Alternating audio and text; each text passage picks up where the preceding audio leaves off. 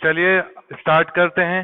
कल के दिन मैंने आप लोगों को सब्सिडियरी बुक में कुछ चीजें बताई थी कि क्या हम बेसिकली इसमें पांच बुक्स बनाते हैं।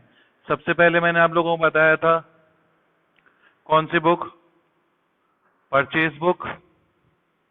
नेक्स्ट बताया था सेल्स बुक। उसके बाद बताया था परचेज का उल्टा ही आपका परचेज रिटर्न बुक। नेक्स्ट हो जाएगा आपका सेल्स रिटर्न बुक। और एक लास्ट बुक हो जाती है, वो हमारे लिए काम की होती भी है और नहीं भी होती है।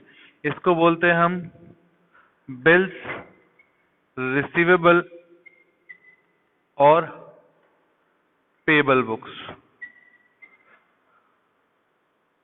Payable book. ध्यान से देखिएगा, हम यहाँ पे पांच बुक बनाते हैं। First is your purchase sales, purchase return, sales return और बिल्स रिसीवेबल बुक। हमने सबसे पहले बुक चैप्टर पढ़ा था सब्सिडी बुक पार्ट 1, जिसमें हमने कुछ दो बुक्स बनाना सीखी थी। First is your cash book, second is your पेटी कैश बुक। कैश बुक के हमने अंदर दो चीजें देखी थी। पहले हमने देखा था सिंगल कॉलम कैश बुक, ठीक है। नेक्स्ट हमने देखा था double column cash book. Single column या सिंपल कैश बुक बहुत सिंपल थी, जिसमें आपका सारी चीजें कैश में रिकॉर्ड होती थी। सब्सिडियरी बुक पार्ट 2 बनाने का मेन मकसद ये था कि यहाँ पे ये जो चार बुक्स हैं, इनमें कौन से आइटम्स रिकॉर्ड होते हैं।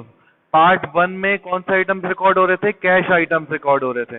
तो यहाँ पे जो आइटम्स रिकॉर्ड होते हैं वो होते हैं आपके क्रेडिट आइटम्स, ठीक है। क्रेडिट में जितनी हमने डीलिंग्स की है, चाहे वो परचेज में हो, सेल्स में हो, परचेज रिटर्न बुक में हो या सेल्स बुक में हो, ये यहाँ पे रिकॉर्ड होती है। इसका मतलब कोई भी कैश आइटम्स यहाँ पे रिकॉर्ड नहीं होंगे। No cash items will be recorded. Next अगर मैं बात करता हूँ, शायद ये सब लोगों को विजिबल होगा और क्लियर भी होगा। ओके, थोड़ा सा और आगे बढ़ते हैं, ठीक है। ये मेरे ख्याल से सबको दिख रहा होगा। नेक्स्ट है आपका क्या, sales return book. Sales return book में बेसिकली क्या हो जाता है आपका, इतनी चीजें। और दूसरी सबसे इंपॉर्टेंट बात, कोई भी कैश आइटम्स रिकॉर्ड नहीं होंगे। और second, non business items are not recorded here. मतलब नॉन बिजनेस आइटम्स भी यहाँ पे रिकॉर्ड नहीं होते। नॉन बिजनेस आइटम्स मतलब आपके नॉन बिजनेस आइटम्स में हो जाएंगे आपके ऐसे आइटम्स जो आपके बिजनेस के डेली रूटीन में काम नहीं आते हैं। जैसे फॉर एग्जांपल आप फर्नीचर के बिजनेस में डील करते हैं।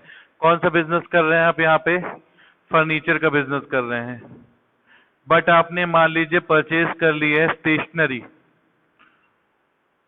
पहला आइटम आपने वेरीफाई किया कि वो कैसा होना चाहिए, क्रेडिट आइटम होना चाहिए। आपने क्रेडिट में परचेज किया है, बट क्या ये आपका बिजनेस आइटम है? नहीं, क्योंकि बिजनेस में आप डील करते हैं फर्नीचर के। आप क्या खरीद रहे हैं, स्टेशनरी खरीद रहे हैं। तो स्टेशनरी आपका नॉन बिजनेस ट्रांजेक्शन है, दैट इज बाय ये चीज यहाँ पे रिकॉर्ड नहीं होगी। इतना मेरे ख्याल से सबको क्लियर हो गया होगा। आगे बढ़ते हैं थोड़ा सा, तो हम क्या देखेंगे, हम परचेज बुक का फॉर्मेट देख सकते हैं। परचेज बुक में मैंने आप लोगों को वापस से आइटम्स कुछ क्लेरिफाई कर दिए हैं कि यहाँ पे क्रेडिट आइटम्स को रिकॉर्ड नहीं करते। दूसरी चीज कि यहाँ पे नॉन बिजनेस आइटम्स भी रिकॉर्ड नहीं होते हैं। आपको वापस समझा रहा हूँ, कल जिसने अटेंड नहीं किया था उसको क्लियर हो जाएगा कि डेट, अगेन नेक्स्ट होता है आपका particulars, ledger folio, invoice number, ठीक है, details, cost and the last is total. क्या क्या हो जाता है, date, particulars, invoice number, details, cost and the last is your total. इतना सबको विजिबल है और आई सपोज क्लियर भी होगा। वेट, हाँ क्यों?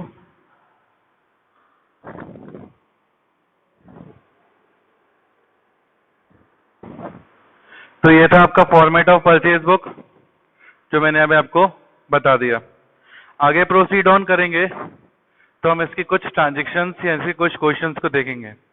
ठीक है, आपका जो ये इनवॉइस नंबर होता है ये नाम बराबर के लिए होता है। ठीक है, तो हमें सिर्फ इसको सिर्फ ड्रॉ करना होता है। डिटेल्स का कॉलम का आपका बड़ा होगा, पर्टिकुलर्स बड़ा होगा, cost normal size, date normal size. चलिए क्वेश्चन देखते हैं। जैसे फॉर एग्जांपल परचेज बुक का ही जून 1, ठीक है, आपने परचेज किया किससे? मान लीजिए मेजर्स राम एंड सन से कुछ परचेज किया आपने। क्या परचेज किया? 40 बैग्स ऑफ शुगर। जैसे ही आप पहला आइटम इसको पढ़ोगे, दैट मीन्स आप किस में डील करते हैं? किराना आइटम्स में डील करते हैं। दैट मीन्स अगर आपके कोई प्रोडक्ट होता है, कोई एग्जांपल है स्टेशनरी का, फर्नीचर का, तो वो हो जाएगा आपके लिए non business transaction. 40 bags sugar purchase किए कितने पे? 500 पर बैग, पीबी मतलब पर बैग। ऐसे ही आपने 10 बैग्स ऑफ वीट परचेज किया इनसे एट द रेट ऑफ 500 पर बैग। ठीक है, ये तो हमने इसके आइटम्स लिख दिए, हमने क्या परचेज किया है। अब इसी के अंदर की डिटेलिंग्स यहाँ इंटू करके दिखाना पड़ेगा। 40 into 500, 40 bag at the rate of 500 पर बैग, दैट इज 5 4 ज़ा, ये हो गया आपका 20,000। ठीक है, इसी के बाद वीट भी परचेज किया है हमने, 10 बैग्स ऑफ वीट, कितने का? 500 पर बैग, ये भी कितना हो गया? 5,000। टोटल हुआ 25,000। मान लीजिए यहीं पे आपके पास क्या गिवन है? Less 10% trade discount. आपको यहीं से माइनस करना है, तो आपको ट्रेड डिस्काउंट लेस करके दिखाना पड़ेगा। 25% माइनस टी डी मतलब trade discount at the rate of 10%। 25,000 का 10% कितना हुआ? 2500। ठीक है, डिटेल्स हमने दिखा दिया। 25,000 माइनस 2500, ये चला गया आपका 22,500 बाहर। ठीक है, फिर आपने खरीदा जून 7 को एक आइटम और खरीदा है। ठीक है, मेजर्स विशाल एंड ब्रदर्स से क्या खरीदा है आपने? 10 bags of rice at the rate of 400 PG मतलब 400 पर बैग। नेक्स्ट खरीदा है आपने 30 KG of dal at the rate of 200 पर केजी। ये चीज आपने क्या खरीदा है? इतना सामान आप लोग ने खरीदा है। ठीक है, आगे बढ़ते हैं। इसका कैलकुलेशन कहाँ दिखा देंगे अपन? एलएफ में कुछ नहीं आएगा, इनवॉइस नंबर में कुछ भी नहीं आएगा।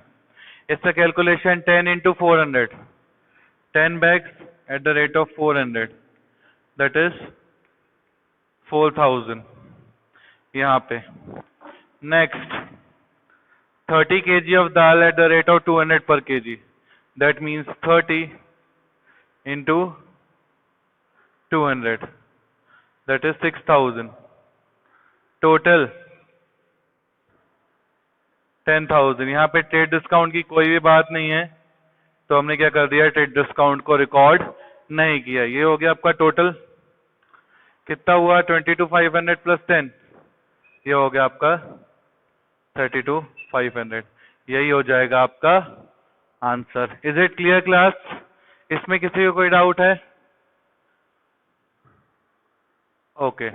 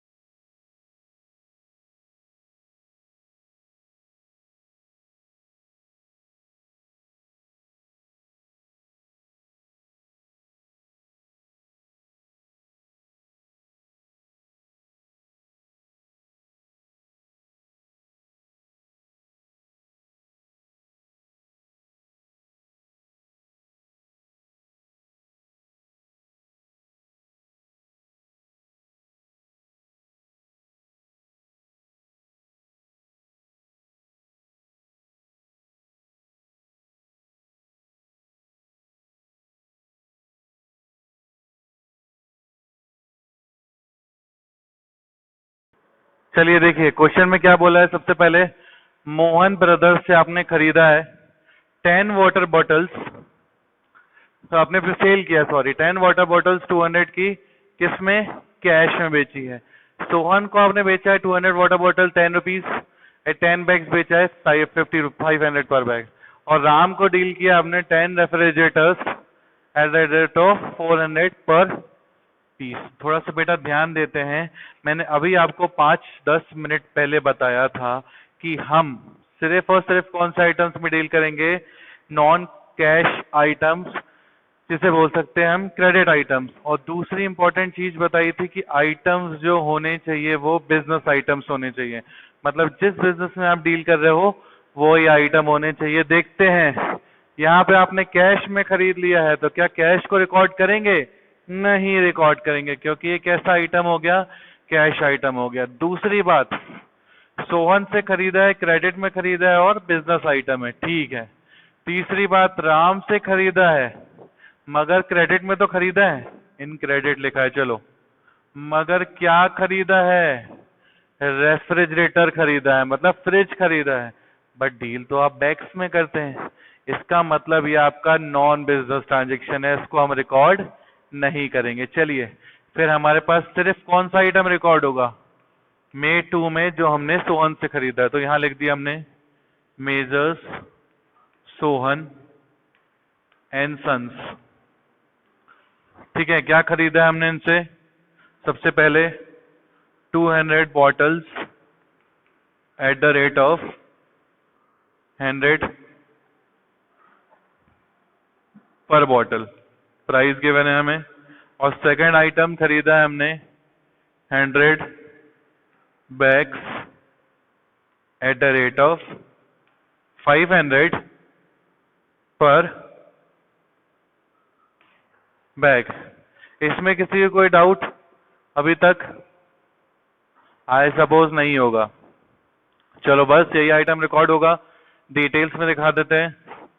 200 बॉटल्स और एक का प्राइस कितना है, 100 पर बॉटल, और 100 bags at the rate of 500 पर बैग। ये हो गया आपका 20,000 और ये हो गया आपका 5,000। ठीक है, 20,000 ये और 5,000 ये, तो टोटल हो गया, दोनों को प्लस करने पे कितना, हाँ कैसे 50,000 बेटा, 100 bag at the rate of 500 पर बैग, तो 50,000 ही तो लिखा है मैंने, क्या देख रहे हो बेटा तुम लोग, आंखें खराब हो रही है तुम लोग। तो 50 और प्लस 20 कितना हो गया, 70,000। और यही चीज सिंगल ट्रांजेक्शन है, तो यही चीज क्या दिख जाएगी आपकी, टोटल में भी दिख जाएगी। ये दिख गया 70 नीचे मारा, और यहाँ लिख दिया अपन ने 70,000 आपका टोटल।